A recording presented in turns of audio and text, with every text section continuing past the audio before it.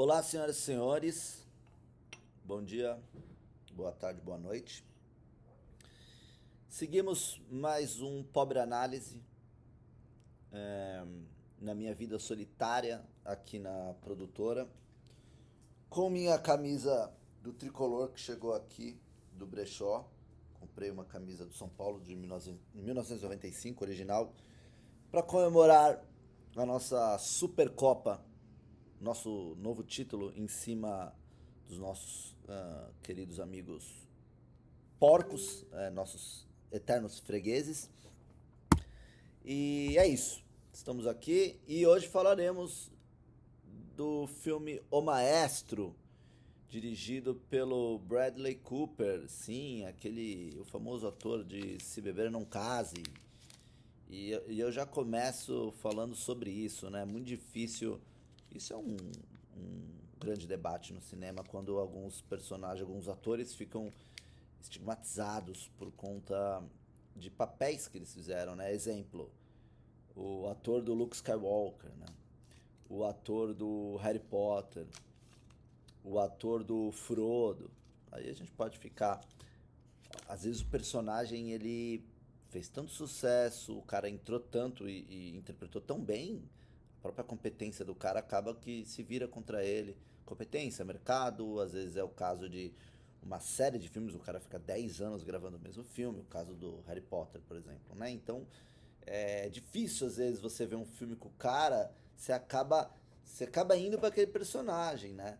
É, por isso até que tem alguns atores que tentam quebrar isso fazendo filmes que o personagem deles, às vezes o cara não ficou muito estigmatizado por ser mocinho, o cara tenta equilibrar sendo um vilão e coisa do tipo. Mas aí a gente cai num outro assunto e a gente precisaria muito do Gabriel Calamari, com seu conhecimento sobre atores, para falar sobre as técnicas de atuar, porque isso passa por determinadas técnicas onde às vezes o cara interpreta o que ele mesmo é.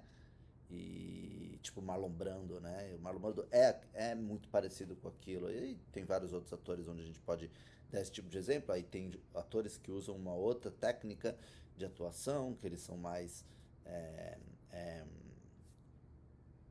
que eles conseguem interpretar mais outros tipos de personagens. Eu tendo a preferir os atores do método, né? Que o cara ele é aquilo, ele se parece, ele é muito próximo daquele próprio personagem, por isso que ele foi escolhido para aquele papel. Mas não é essa a discussão do nosso vídeo.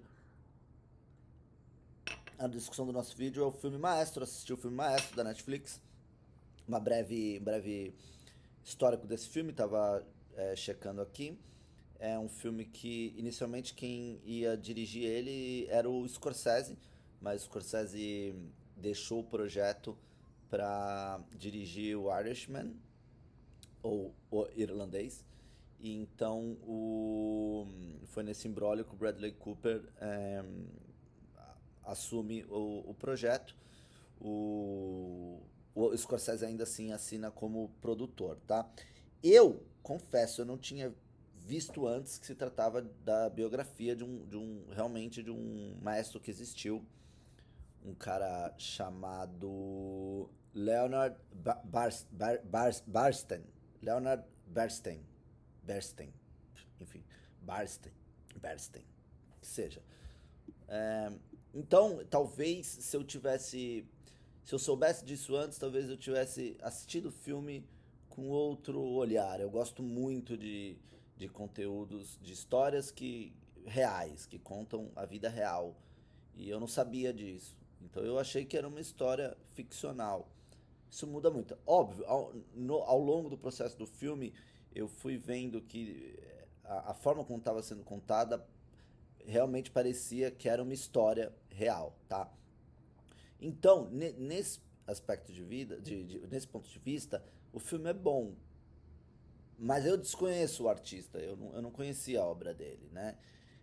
Talvez se fosse outros regentes que eu acompanho, outros compositores antigos, é, eu olhasse com mais atenção, né? Por exemplo, existe o Amadeus, o filme Amadeus do Mozart, que eu gosto, apesar de ter algumas inconsistências históricas, eu gosto.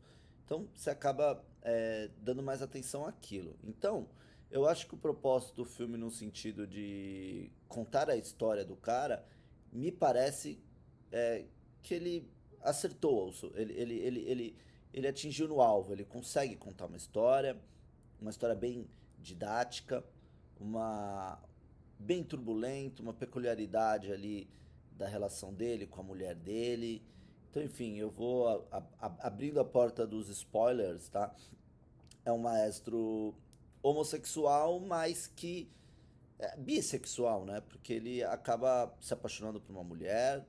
Ele tem outros, até parceiros dele, que ele antes ficava, namorados, que também seguem o mesmo caminho. Eu acho que uma coisa que era somente ali pro mercado deles, o mercado ainda talvez muito conservador, então percebe-se no filme que talvez essas sejam escolhas naturais que eles tinham que tomar para poder, é, vamos dizer assim, seguir avançando na vida deles. Mas não o caso dele, tá? O caso dele, ele claramente gostava muito da mulher, eles se identificavam muito, eles eram muito parecidos, né? E o filme mostra determinados momentos que mostram como eles eram parecidos e agiam de uma mesma forma. Ele parecia ser um cara muito querido, né? Um cara que gostava muito dos outros, que protegia muito os outros. O filme ele é gravado no 3x4, então é aquela não é o wide, né? Ele é mais tipo quadrado, né? Com aquelas barras pretas laterais, o que dá sempre aquela sensação de estar esmagado, porque você precisa enquadrar tudo dentro disso. Então, naturalmente, quem está assistindo o filme se sente incomodado, se sente não se sente à vontade, espaçoso. Você está sempre comprimido ali, né? Esse é o intuito de usar esse recurso, né? Tem aquele filme The Lighthouse com o William Dafoe e o menino que fez lá o Crepúsculo, esqueci o nome dele. Filme muito bom, por sinal. E eles usam muito desse recurso, mas lá eu acho que a história que está sendo contada fazia muito mais sentido utilizar-se desse recurso. Lá, de fato, está ali no farol, é uma história toda. Enfim, tem que assistir, né? Uma história toda perturbadora e ali esse formato facilita e ajuda nesse caos, nesse desconforto. Mas ainda assim, eu gosto muito desse formato, eu acho muito bonito, eu ainda quero gravar um filme assim. Eu acho que é muito legal em muitos sentidos, eu acho que foge desse convencional, do esticadão tal. Então o filme no início ele usa um preto e branco, é, que é como se fosse o prólogo ali. É a história que ele conta antes do filme começar de fato. Quando o filme começa de fato, né, de entrar na vida tal, ele fica colorido. Ele tem essa primeira fase preto e branco que, que é um resumão de como as coisas rumaram pro início da história, que é ele e a mulher seguindo a vida, e aí começa meio que a carreira do cara e os dramas que eles quiseram mostrar pra gente. E essa parte preta e branca, ela é meio lúdica no sentido de que é, eles estão ali vivendo e aí eles vão viver determinados momentos e aí aquilo ali vira peças de teatro que meio que estão contando a própria vida. Tem uma metalinguagem envolvida ali que só assistindo realmente para entender o que eu tô falando. Não vou ficar aqui descrevendo a metalinguagem, mas quando vocês assistirem essa parte do preto e branco, ou vocês assistiram, vocês vão perceber, né? Tem uma cena ali no teatro que é como se eles estivessem vendo uma peça que ele escreveu, mas enquanto essa peça está acontecendo, na verdade o que está acontecendo é a própria vida dele ali e tal. Pelo menos eu enxerguei assim. Depois começa o filme preto e branco, o filme colorido, é, mostra a história dele com a mulher dele morre, a mulher dele tem um câncer, então tem todo o processo é, dela morrer. Muito forte essa parte é a parte mais pesada do filme, uma parte muito difícil, né, de assistir, mas é uma coisa real que acontece e que eu acho que eles acharam importante colocar isso. Óbvio, ele claramente era um cara muito apaixonado por ela, gostava muito dela, então deve ter sido muito doloroso. E ali é um momento que ele tem que abdicar da vida própria dele, né? É a primeira vez que ele precisa.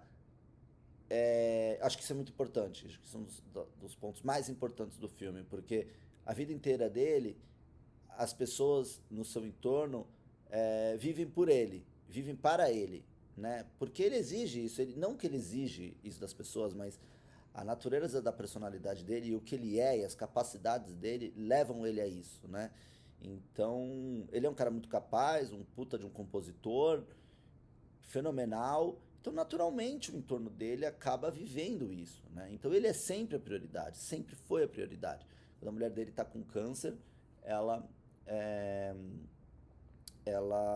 a vida dele deixa de ser a prioridade. Tem um momento que ele precisa falar, não, eu não vou mais tocar, não vou poder, se virem aí, segurem minha vaga, segurem minha cadeira, porque eu não posso abandonar minha mulher agora nesse momento. Então, um momento forte, um momento que você vê que, sabe, e que ele, apesar de ter isso dentro dele, apesar de ter as prioridades dele e não querer, porque assim, ele consegue uma vaga na orquestra filarmônica que ele toca, de Nova York, se eu não me engano, justamente porque o maestro teve um problema, o substituto teve um problema e pum, surgiu a oportunidade, ele não saiu mais de lá. Então é um negócio meio, é tipo camisa 10 de time, né? A depender, você sai de um jogo, um cara entra, arrebenta e fudeu, você perdeu tua vaga. Então o cara não quer deixar a cadeira dele livre. Então, esse é o momento que ele teve que. E que mostrou que ele tinha o teto dele de egoísmo, né? Uma outra coisa muito importante foi a trilha sonora. Acho que a trilha sonora é muito boa do filme. Por quê? Porque usa as próprias músicas do cara. E é um filme que, se você não tem. é, Se você não tem um bom sistema de som, né? Ou seja, eu não vi esse filme no cinema, não sei se ele passou no cinema. É um filme Netflix, então, tirando, por exemplo, o Irlandês, que eu lembro que passou no cinema, não são todos os filmes da Netflix que passam no cinema. Por exemplo, Nada de Novo no Front, eu queria muito que tivesse passado no cinema e não passou, né? Isso é a grande. O que brocha muito os filmes da Netflix. Então, esse filme no cinema, eu imagino que, pô, ia ser fantástico pela parte da trilha sonora. Mas em casa eu há um tempo investi num sistema de som consideravelmente bom, talvez. Então essa parte da experiência foi muito legal. A música, coisa muito forte, tal, alto. Então, cara, se não tem, vai prejudicar muito a assistida. Então, se você assistiu sem um sistema de bom foda, eu recomendo que assista de novo com, ou também não assista mais nada. O Bradley Cooper, voltando àquele início, eu acho que ele fez uma puta atuação. Ele entrou no personagem e ele me fez esquecer aquele Bradley Cooper do Se Beber Não Case. Fugiu totalmente. Tava lendo aqui que teve críticas da comunidade judaica porque mexeram no nariz, falando que isso era tipo sei lá, um racismo. Não sei qual seria aqui a. Eu vou até ler, ó. É, Falaram que era uma caricatura antissemita, tá? Mas enfim, o Steven Spielberg produziu o filme também, e ele é judeu, então enfim, sei lá. Aí, só trazendo aqui essa peculiaridade, eu acho que a atriz também que faz a mulher dele tá muito bem, eu acho, no papel. Enfim, eu acho que as atuações todas no filme estão muito boas. Mas é uma história real, contada, que não tem grandes, assim, é um voo, é um voo cruzeiro de um filme que não é, puta, espetacular, mas também não é um filme ruim, vale assistir, vale, vale a assistida, tá? De 0 a 10, eu vou dar um 6,5, 6,5, 7, tá?